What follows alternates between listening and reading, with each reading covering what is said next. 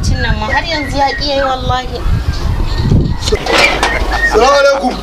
Alaikum assalam. Kama zuwa akwai rigakafi. To bismillah ga su can a can.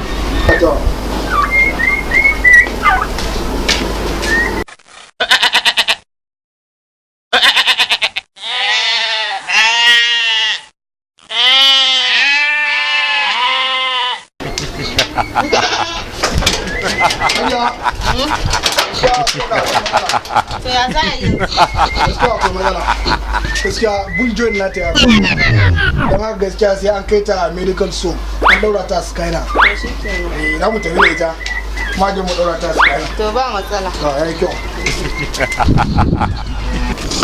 A karka damu. Nace karka damu insha Allah.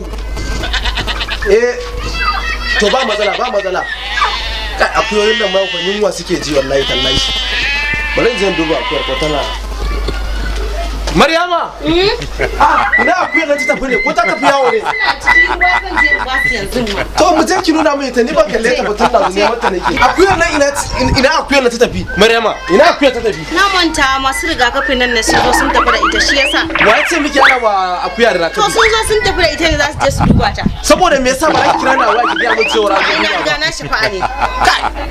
Bari dai ko wanda nake tunani bari in je duba wajen da suke To shikenan ba da. abubuwan nan amma kar ki kare mu irin wannan kuskure. Allah ba da sa'a. Na ga ni kar ki kare mu irin wannan kuskure. Na ji. Kar kowa ya kare shigowa gida akuya tana ciki a ce miki. Na ji ba ta da lafiya ne dai baka To ganta ba ta da lafiya me yasa ba za ka gaya mun ba? To shikenan. Ba matsala bari in je duba wannan.